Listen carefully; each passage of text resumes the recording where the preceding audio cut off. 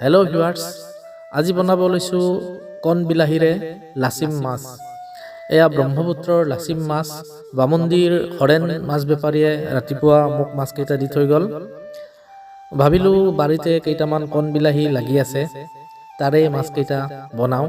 কণ বিলাহীৰে মাছ এটা অতি সহজ ৰেচিপি।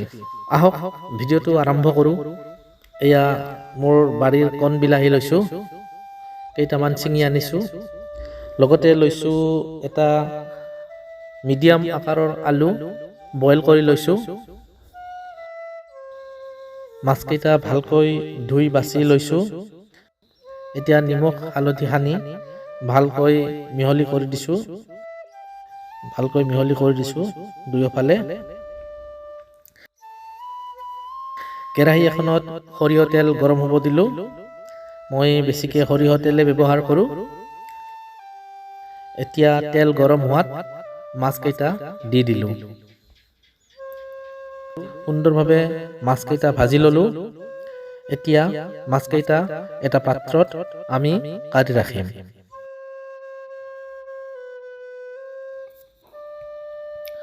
একেটা কেৰাহীতে পুনৰ সৰিয়হ তেল দি দিছোঁ। তেল কিছু গৰম হোৱাত আধা চামুচ পাঁচফোৰণ দিছোঁ। এটা শুকান জলকীয়া দিছোঁ, লৰাই দিছোঁ। এতিয়া দিছোঁ পিঁয়াজ, এটা মিডিয়াম আকাৰৰ পিঁয়াজ মিহিকৈ কাটি দি দিলোঁ, লৰাই দিছোঁ। এতিয়া দিছোঁ আদা, নহৰু আৰু কেঁচা জলকীয়া বটা 1 চামুচ দি দিলোঁ। আদা নহৰুৰ কেঁচা গন্ধটো যোৱালৈকে প্ৰায় 1 মিনিটমান ভাজিব লাগিব। 1 মিনিটমান ভজাৰ পিছত এতিয়া ইয়াত দি দিছোঁ কণ বিলাহী কেইটা। মোৰ বাৰীৰ পৰা ছিঙি অনা কণ বিলাহী এইকেইটামান দি দিছোঁ।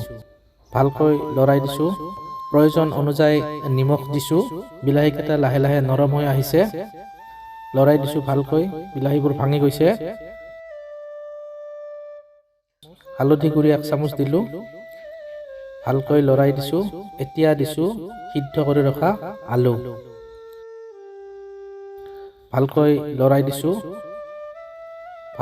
দিছোঁ সকলোখিনি মিশ্ৰণ।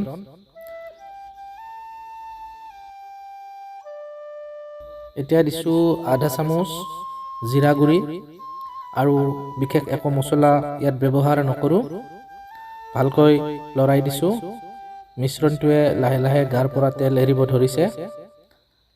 ঠিক এতিয়াই ইয়াত দিছোঁ প্ৰয়োজন অনুযায়ী গৰম পানী। প্ৰায় ডাঙৰ গিলাচেৰে 1 গিলাচ গৰম পানী দি দিলোঁ। ভালকৈ উতল আহিছে, দেখিছে এতিয়া ভালকৈ উতল আহিছে। এতিয়া ভাজি ৰখা মাছকেইটা দি দিলোঁ। ভাজি ৰখা মাছকেইটা দি প্ৰায় 4 পৰা 5 মিনিট ঢাকন মাৰি ৰাখিলোঁ। এয়া 4-5 মিনিট পিছত ঢাকনি খুলিছোঁ। এয়া ৰেচিপিটো সম্পূৰ্ণ হৈ উঠিছে। সুন্দৰ কালাৰ এটাৰে ৰেচিপিটো সম্পূৰ্ণ হৈ উঠিছে। এতিয়া পৰিৱেশন কৰি খোৱাৰ সময়।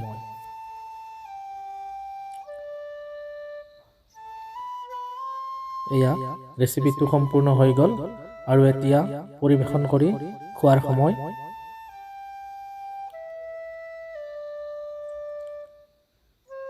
ভিডিঅ'টো শেষলৈ চোৱাৰ বাবে অশেষ ধন্যবাদ। এনেধৰণৰ ভিডিঅ' উপভোগ কৰিবৰ বাবে আমাৰ চেনেলৰ সৈতে সংযোগ থাকিব বুলি আশা ৰাখিলোঁ। ধন্যবাদ।